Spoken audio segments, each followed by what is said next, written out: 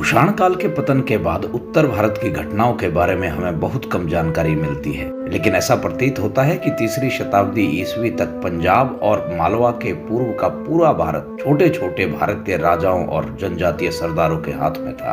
कुछ विद्वानों ने महान गुप्त सम्राटों को भारत को विदेशी शासन से मुक्त कराने वाला बताया, लेकिन ऐसा लगता है कि उस समय तक आक्रमणकारी पूरी तरह भारतीय बन चुके थे और उनके निष्कासन का कार्य गुप्तों के अज्ञात पूर्ववर्तियों ने किया था।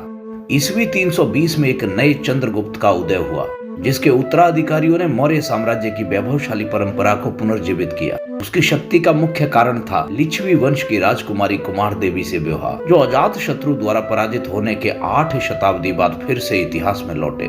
बाद के गुप्त राजाओं की वंशावली में कुमार देवी को विशेष सम्मान दिया गया और विवाह के स्मृति में विशेष सिक्के ढाले गए। इससे स्पष्ट होता है कि लिच्छवियों ने मगध में एक नया साम्राज्य स्थापित कर दिया। चंद्रगुप्त के उत्तराधिकारी समुद्रगुप्त के शासन काल में पाटलिपुत्र फिर से एक महान साम्राज्य की राजधानी बना। उसका साम्राज्य असम से लेकर पंजाब की सीमा तक फैला था।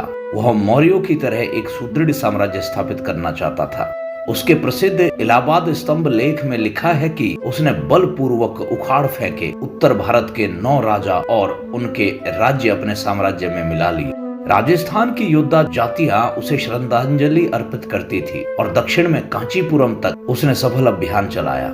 समुद्रगुप्त का मुख्य अभियान पश्चिम की ओर था, जहां शक लगभग 200 वर्षों से शासन कर रहे थे। उनकी राजधानी उज्जैन थी और वे मालवा व गुजरात पर नियंत्रण रखते थे। हालांकि समुद्रगुप्त के लेखों में शक राजाओं से श्रद्धांजलि प्राप्त करने का उल्लेख है, पर संभवतः उसने उनसे प्रत्यक्ष युद्ध नहीं किया, या यदि किया भी हो तो सफल नहीं हुआ।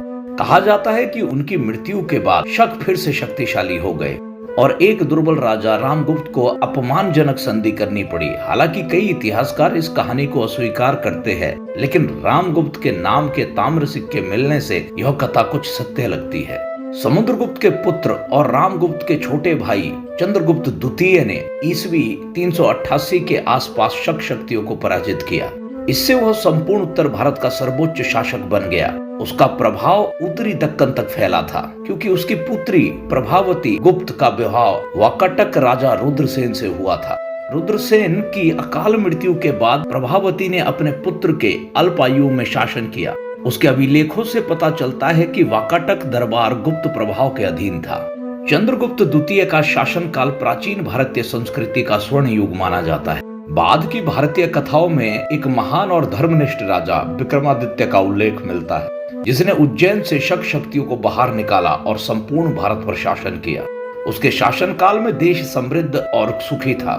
विक्रमादित्य वास्तव में चंद्रगुप्त द्वितीय की ही उपाधि थी। पारंपरिक कथाओं के अनुसार विक्रमादित्य ने विक्रम संवत 58 ईस्वी पूर्व की स्थापना की। वास्तव में वह लगभग 400 वर्ष बाद शासन कर रहे थे।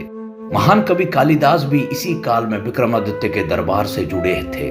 उनके नाटकों अभिज्ञान शाकुंतलम और मेघदूत में इस युग की समृद्धि झलकती है।